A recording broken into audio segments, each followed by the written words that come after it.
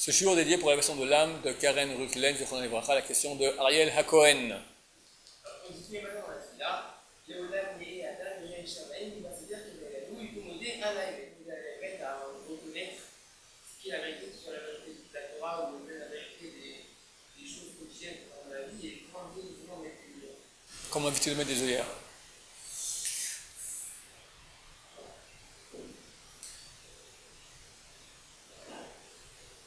Bon, alors, on va dire d'abord le piège, après on va en donner la recette pour en sortir. Le piège est que, très souvent, la vérité, elle va, contrairement aux pulsions de mon ego.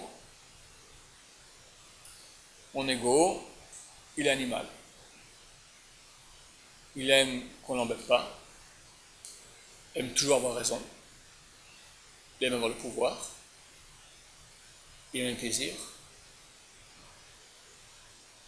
il aime qu'on l'honore. Moi je, et encore moi je. Et chacun de nous a un gros ego. Gros.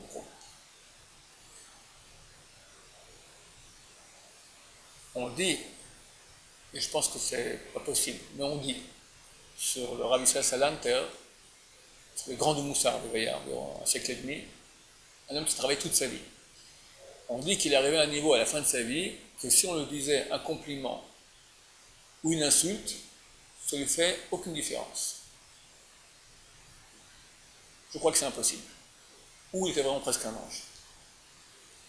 Quand on fait un compliment sur quelqu'un, et qu'il lui dit dans la tête, c'est rien, de toute façon qu'il se trompe, il ne sait pas tous nos péchés, mais néanmoins, ça fait plaisir.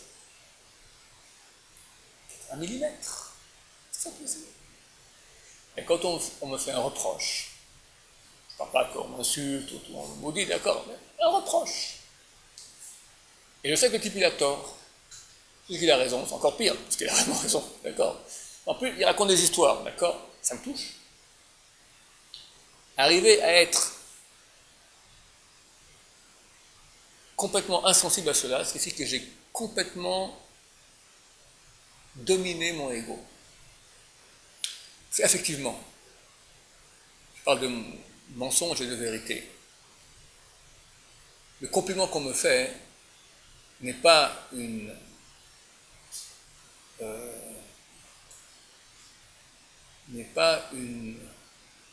comment dire cela, référence objective prouvant que je suis bien. Et le reproche qu'on me fait n'est pas non plus une preuve objective, référence objective, comme quoi je suis mauvais. Le piège de tous ceux qui ont le ego, donc nous tous, sont extrêmement sensibles au regard des autres. Alors que c'est complètement faux. Complètement faux. Parce que ma valeur, c'est pas l'autre qui peut la connaître. La plupart, si pas la totalité, on va dire 99,9% de la population mondiale, des gens bien, ça veut dire qu'on appelle bien et qu'on envie, qu'on félicite, qu'on honore, qu'on adule, c'est les pires. Les pires. Alors je suis très content parce que dernièrement, vous savez que nous pensons que nous sommes très proches de Mashiach, de plus en plus proches. Je fais un cours il y a quelques mois, il s'appelle Les masques tombent. Parce que Mashiach revient, hein, c'est le monde de vérité.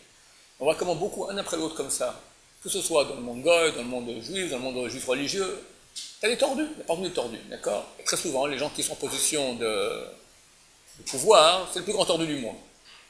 Pas tous, on va être gentils, d'accord, on va se faire flinguer par ces gens-là, d'accord, pas tous, mais beaucoup sont des gens très mauvais, corrompus, avides de pouvoir, avides d'honneur, etc. Donc, c'est certainement pas, et tout le monde le sait, les grands riches ne sont pas les gens les plus honnêtes, les politiciens, on n'en parle pas, plus t'es magouilleur, plus t'es réussi, d'accord, c'est un monde sale. Le showbiz, c'est un monde pourri, tout le monde sait, c'est connu. Donc il est clair que les personnes qui sont louées, vantées par les médias, Ces louanges sont fausses. Et pourtant, combien rêvent d'être ce type de personne? Maintenant, nous aussi, on fait un compliment. Ok, c'est gentil. Mais il est clair que le plaisir que ça me fait et l'importance que je donne au compliment, elle est beaucoup plus grande que celui qui l'a dit. Que celui qui l'a dit. Celui qui l'a dit, peut-être d'abord, il a fait par politesse. Par savoir-vivre, d'accord. Le type, il se prend au sérieux, d'accord. Idem, les reproches. Quelqu'un te fait un petit reproche, ok, c'est pas grave, mais tu peux en être malade, tu peux jamais lui parler pendant 30 ans. Il y a des gens orgueilleux, nous tous, d'accord, faut pas croire qu'on est des gens si bien que ça. On te fait un peu trop guili, le type, tu l'as dans le collimateur. Il y a du travail à faire. L'ego, c'est un manier, c'est un monstre, qui guide notre vie. Et on peut dire que toutes les pulsions de ce ego font partie du monde qui est faux. Faux. Parce que, du point de vérité, tu n'as pas droit aux honneurs, parce que ce que tu fais, c'est Dieu qui t'a donné les capacités. Et même, quelqu'un, c'est un bon chanteur, il est beau, il est riche, il est tout ce que tu veux, d'accord, toutes les qualités. C'est toi qui t'es fait ces qualités, c'est pas toi. On t'a donné ça. Non, mais c'est moi qui, je suis né avec des défauts. Ok, admettons, c'est très rare. Quelqu'un, avec plein de défauts, il s'est travaillé, il est devenu un type bien. Bon, là, c'est déjà son libre arbitre. Deux réponses à cela. D'abord, même le libre arbitre, qui t'a donné maintenant la force, la puissance, le côté positif qui t'a aidé à sortir du négatif, c'est Dieu aussi. Et même si, admettons, c'est vrai, tu as un mérite pour cela. Mais combien tu as de péché? Combien de mauvaises pensées nous avons par jour? Le jour où on va les exposer au grand jour, d'accord? Pas nos paroles qu'on parle en secret sur quelqu'un, que ça aussi, un beau jour, ça va être dévoilé, d'accord?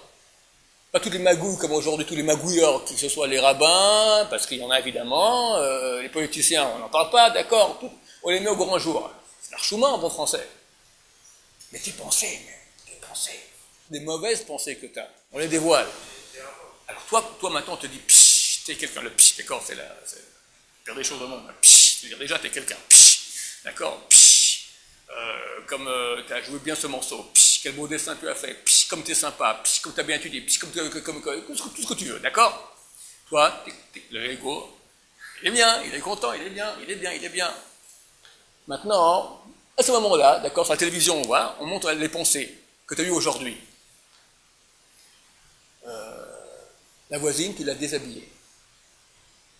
La meilleure copine de ton copain. Bah oui. Ok. Le rapport que l'adulation qu'on te donne, elle est fausse. On dit que tu es un type bien, tu es une ordure. Sur ça, ok. Écoute, à Capone aussi, il avait des côtés bien. D'accord? Hitler était un très bon mari avec Eva Braun. Non. Avec sa première, il n'était pas bon. Comment il s'appelait? Photographe, ouais. Il paraît qu'il était terrible. Mais avec la deuxième, ça allait bien. On n'a pas entendu que ça n'allait pas. D'accord? Il y a des bons côtés. Chacun a des bons côtés. Mais on dit quelqu'un qu'il est bien. On veut qu'il soit bien. Pas moitié bien. En deux mots. Les compliments qu'on nous fait ne nous reviennent pas. Ils sont très clairs. Il faut le savoir. Sinon, on est fou. On rentre dans le monde du mensonge à fond. Il faut le savoir. Sinon, ça appâte les compliments. Il y a une histoire dans la Bible. Il y avait un descendant du roi, un fils du roi, ou petit-fils du roi, qu'on a caché à l'âge de 7 ans dans le Saint des Saints.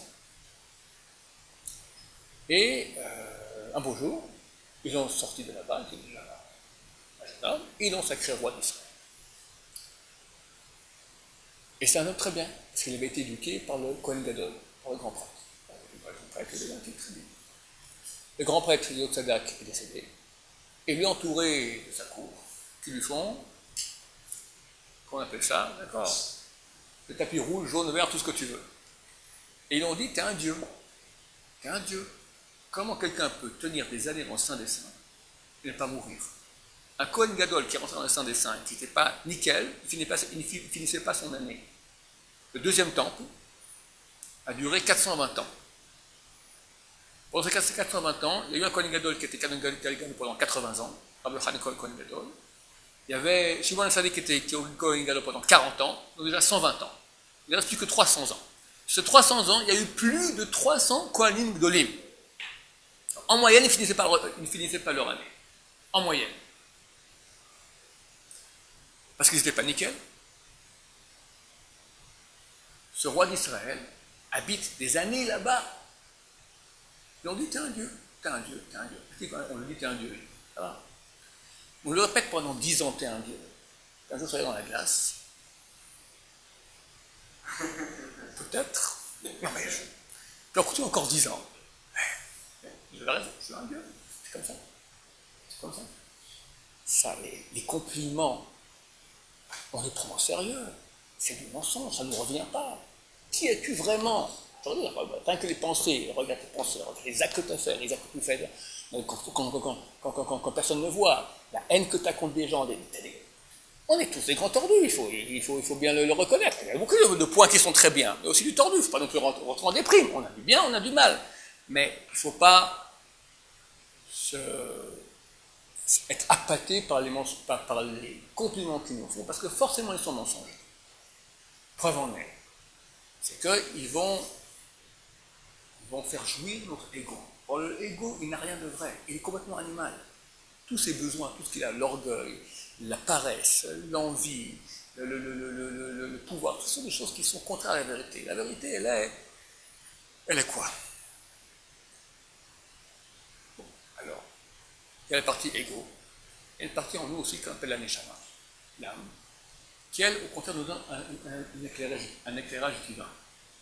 Et l'argument numéro 1, la neshama, s'appelle la vérité.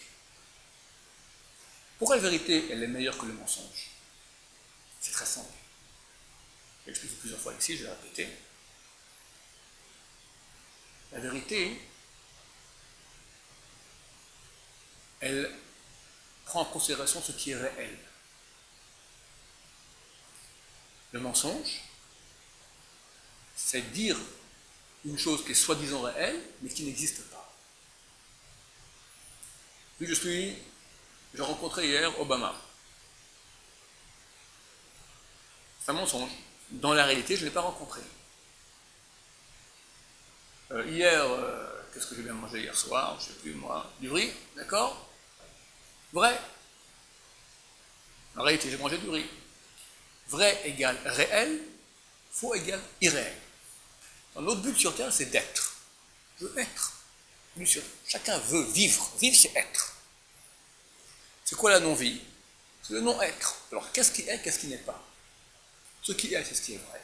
Ce qui n'est pas, c'est ce qui n'est pas vrai. Quelqu'un qui va investir sa vie dans les pulsions mensongères de son ego, il investit tout son être dans ce qui n'est pas. Alors, qu'est-ce qu'il a à la fin de sa vie? À zéro. De temps en temps, peut-être une fois dans sa vie, il a fait quelques actes qui sont des actes vrais. Ok? Minuscule. Tout perdu. Donc on a un ego qui veut nous perdre. La neshama, elle nous dit sois. Il faut être. Pour être, il faut que tu sois vrai. Vrai égale réel. Tout le reste n'est pas la vraie réalité. Maintenant, étant donné que notre neshama est très haute dans le ciel, et qu'il y a une petite partie seulement qui vient en nous, et que depuis qu'on est petit, on est habité par notre ego, le neshama commence à se développer que plus tard dans la vie. On est habité par notre ego, tu prends un enfant, il est que ego. Il peut être gentil, il va l'éduquer, il va faire du bien aussi autour de lui, mais il a un très grand ego. Si on ne travaille pas sur cet ego-là, vu qu'il est sur place depuis toujours, on ne dit pas du moussard, pas de choses comme je suis en train d'expliquer maintenant, on nous met en face avec la vraie réalité. On va vivre le film. C'est un film. Tu vois Superman au cinéma, tu te prends pour Superman, mais à un bout d'un moment, on éteint le film, d'accord, tu sors, après le film, tu continues avec Superman, ça devient dangereux. La fenêtre, hop, c'est dangereux. Il y a un non-film qui dure toute une vie. C'est notre vie. Un film, le meilleur film du monde, ta vie. C'est un faux film. C'est un film de l'ego. Donc, tu peux en sortir en écoutant la neshama. Mais ça demande quoi comme effort? Un effort énorme. Aller contre l'ego. Parce que l'ego, il ne veut pas ça. Tu le casses. Combien il faut de courage, de force, d'honnêteté, être vrai. C'est dur, parce que j'ai des tas de pulsions. Des tas de pulsions. T'as fait une erreur. Non, on est. Il est propre de l'humain de faire des erreurs. Errare humanum est, c'est du latin, c'est l'erreur passé. D'accord? L'erreur est humaine. Reconnais. Ça y est. Combien c'est? Pourquoi pas? C'est là, tu reconnais ça. Je vais abaisser mon niveau. C'est dur. On va tout faire pour ne pas la reconnaître. C'est le problème de tous les couples. Tous les couples. Chacun fait des erreurs. Chacun il a raison. J'ai complètement raison. L'autre a complètement tort. Et évidemment, l'autre ne le reconnaît pas. Les deux qui ont raison, c'est la fin des haricots. Le problème des couples, c'est 99,9% de l'ego. Accepte. Baisse ton ego. Casse-toi. Carpette. Carpette. C'est dur, c'est dur. Maintenant, quand mon ego est touché, il suffit, il y a un patent, un truc, un joker. C'est toi qui as fait ça, c'est vraiment toi qui as fait ça. C'est pas bien. Non, c'est pas moi. Ah bon, je croyais. Les enfants apprennent très tôt qu'il y a un truc qui permet de conserver l'ego très bien. Tu mens. Dès que tu as menti, l'ego, c'est un truc génial. C'est inattaquable. Tu as toujours raison. Il suffit de mentir. Il suffit de mentir. L'ego apprend le truc très vite. Les grands éducateurs ici en Israël disent, et des parents qui viennent le voir disent que mon fils était menteur. Un bout de travail avec lui, on arrive chaque fois à l'attraper, tout ça, et maintenant au Hachem, il ne ment plus. Alors les éducateurs s'ouvrent de côté. Il a tellement bien appris. Maintenant il ment, c'est tellement bon qu'on ne peut même plus l'attraper.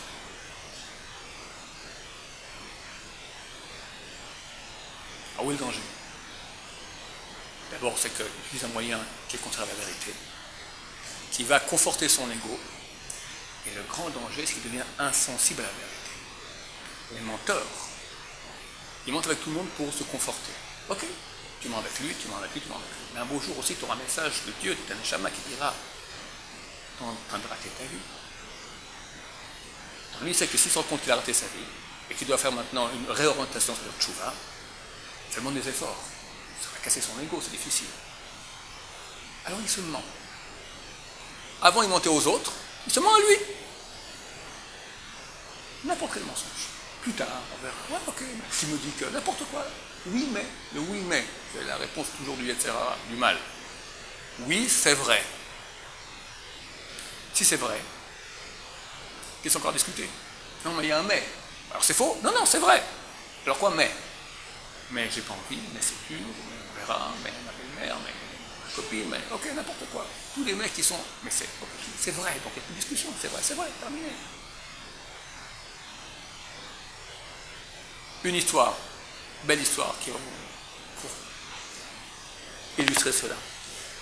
De grandes générations passées, père d'un des grandes générations contemporaines, le Rav Shimon Zalman Auerbach. Père du Rav Shmuel Auerbach, Shalita. Le Rav Shimon Zalman Auerbach, un jour, reçoit une délégation à la maison de Rabbanim qui lui disent: nous avons quelques Rabbanim que nous aimerions interroger, pour éventuellement prendre un de celui que nous avons pu réussir pour devenir Rosh Yeshiva de la Yeshiva de Kol Torah. C'était à l'époque, là, dans le top des Yeshiva, Kol Torah. Bon, quel sujet? On donne une page, comme ça, bon, on prépare tout ça. Hein, et il vient à l'examen. Bon, il pose des questions, c'est des grands rabbanim, d'accord, discussion, Gomara, etc. Il rentre à la maison, alors ça a été? Je pense que. Ouais, il y a une objection, tac, je ne sais pas quoi répondre. Je ne sais pas quoi répondre. Quelques minutes plus tard, on tape à la porte, la délégation qui rentre, nous avons la joie de vous annoncer que vous venez le Rosh Yeshiva de Yeshiva de Kol Torah. Moi, mais j'ai complètement raté l'examen. Il répond. La réponse aux questions qu'on vous a posées, il n'y en a pas. Il y a des réponses comme ci, comme ça, mais une vraie bonne réponse, on n'en a pas. Et quand on a vu que ça répondu, vous avez osé répondre, je ne sais pas, même qu'il était un homme de vérité. Alors il a dit, c'est vrai, j'avais des bonnes réponses, mais ce n'était pas total. Je préfère dire que je ne sais pas. Combien de courage. Le type, il dit, je ne sais pas, il perd la carrière. Rosh Yeshiva. C'est pas genre que la carrière, ça ne s'intéresse pas, mais rien qu'au niveau même thoraïque, tu as une yeshiva, tu enseignes, c'est sympa d'enseigner, les rabbinim, ils veulent enseigner, ils veulent avoir des élèves, tu comprends, c'était fantastique. Il a une hésitation, et c'est pas le gros mensonge. Il a une réponse à donner, elle est bonne, mais elle n'est pas top. Il est vrai, je ne sais pas. On ne peut pas jouer avec Dieu. Celui qui va tordu, il va gagner. Mais à la fin, il va tout perdre. Il va tout perdre. On se joue, lui croit qu'il se joue des gens, on se joue de lui. C'est son ego qui se joue de lui, ce grand menteur. À la fin de sa vie, tout à coup, tout qui peut était vide, rien. Et à la fin de la vie, il y en a un peu avant. Il y en a même beaucoup avant, d'accord, tout dépend. Mais les voies du mensonge, elles ne payent pas. Parce que tu investis dans ce qui n'est pas. La vérité, elle est dure. D'abord, on a notre ego qui s'oppose, tout, le monde aussi, l'ego des autres aussi. Parce que quelqu'un qui va dans la vérité, il dérange le menteur. Parce que tu es en question. Ils sont tous des menteurs ensemble. Bon, le prochain menteur, mais lui aussi, bon, on sera ensemble en game. En enfer, c'est sympa. On va jouer aux cartes là-bas, d'accord?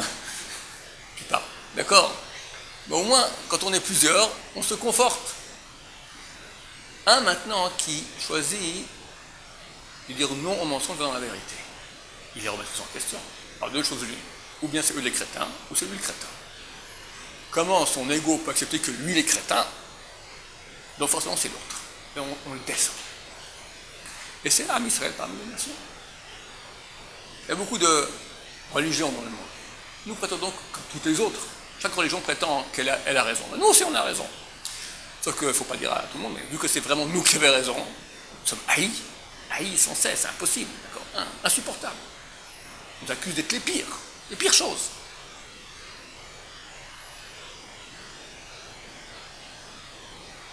La vérité dérange le mensonge. Mais un beau jour, nous sommes très proches de ce moment-là, lentement le mensonge va disparaître, il viendra la vérité.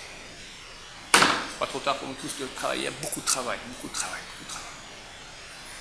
Dans ce que tu as cité, maintenant c'est marqué, l'Olam Yadam, Yerishamayim, que quelqu'un tourne la crainte de Dieu, qui sont extérieurs et intérieurs, le modèle à Emet, il reconnaît la vérité, le Dover Emet Bilbavo, et il parle vrai dans son cœur. Ça veut dire quoi? Ça veut dire, comme j'expliquais aussi quand j'ai des choix dans ma vie, entre une voix alléchante, qui correspond à toutes les aspirations de mon ego. Je serai quelqu'un de bien, adulé, parnasse, tu auras de l'argent, tu auras tout, voilà. C'est faux. Ouais, mais c'est un peu comme ça a l'air vrai.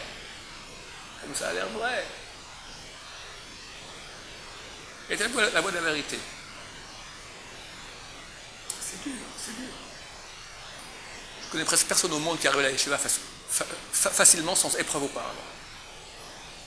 Moi, quand je suis arrivé à la yeshiva, je racontais, c'était 6 mois après la guerre de Galilée, 1983. J'étais soldat, au Liban. 6 mois après, je suis rentré à la yeshiva. On m'a donné une adresse, j'arrive. Comme c'est la yeshiva, il y a des escaliers pour monter. Je monte 1 marche, 2 marches, 3 marches, le cœur qui bat. Dans le monde, des religieux. Ça fait peur. Très peur. J'entends un cri en yiddish. Was ist das? Glacé sur place. Demi-tour à la maison. Je pose demi-tour. Je me suis dit, non mais ça va pas mon Dieu. Il y a 6 mois, tu étais au Liban, commando syrien, un truc vachement dangereux, tu as survécu. Là, parmi tes frères à Jérusalem, tu as peur d'y aller. Je suis parti l'après-midi. Et je remonte les marches. Et je crois que de ma vie, je n'ai pas eu une épreuve pareille. Chaque marche, c'était une montagne à soulever. J'arrive en haut, j'ai compris. En bas, il y avait une yeshiva chassidique, en yiddish. En haut, des gens normaux, un petit souriant, voilà. comment le Yetzirah il agit? L'ego, c'est que si on rentre là-dedans, il est perdu. Donc il nous fait vivre des films.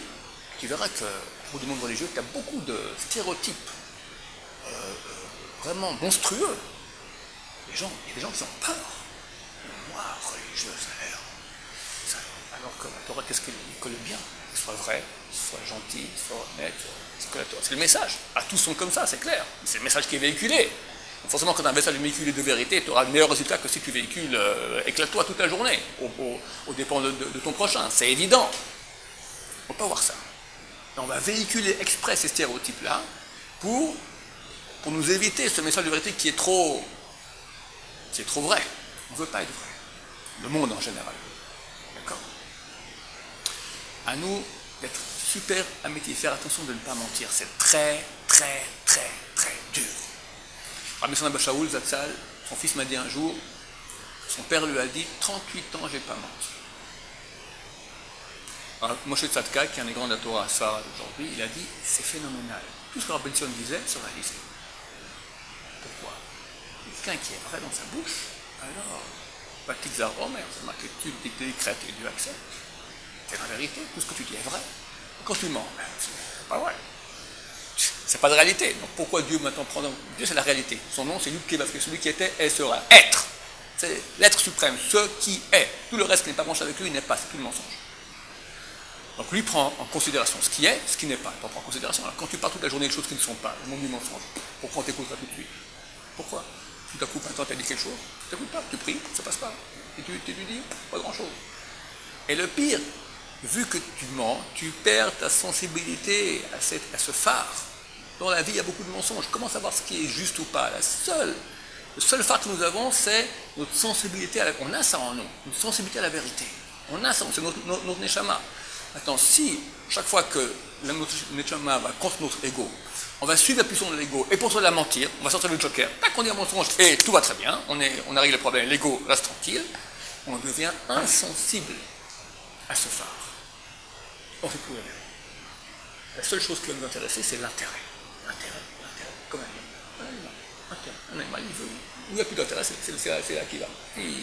Si c'est la chaleur, si c'est le repos, si c'est le froid, chaque fois, que fait un animal? D'après sa pulsion. Dans l'autre toilette, il va aux toilettes, il doit manger, il a besoin de faire des enfants, il fait des enfants.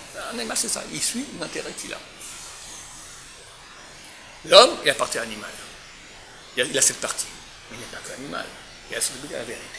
Et s'il perd ça, il n'y a aucune différence entre l'animal. Oui, il y a une différence. L'animal est beaucoup moins dangereux que lui. Un homme qui n'est plus sensible à la vérité, qui est un menteur, c'est l'auteur des pires génocides. Et les grands menteurs ne vont pas dire j'ai envie, mon ego me pousse à. Ils vont dire ce que je dis de faire, c'est la vérité. Un menteur dit toujours de faire la vérité. Mais l'argument d'un menteur, c'est quoi? Je parle vrai. Je te jure, sur la tête de ma fille, d'accord?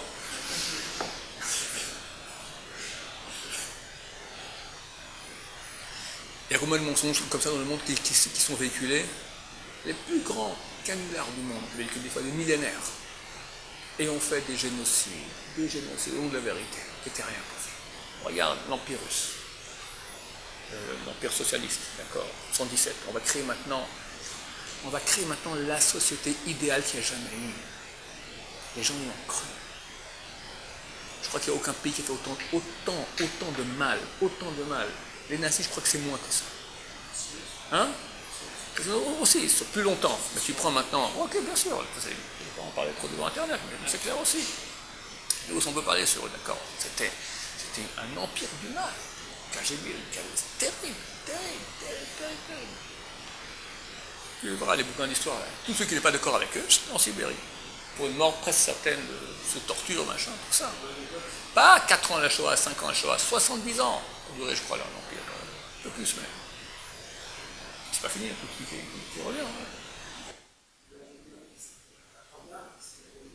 La vérité. Fantastique. C'est pas la pravda, la vérité. Voilà. C'est l'argument numéro 1 du mensonge, la vérité. C'est-à-dire qu'on a complètement faussé les choses à un point tel qu'on devient complètement insensible à la vraie vérité.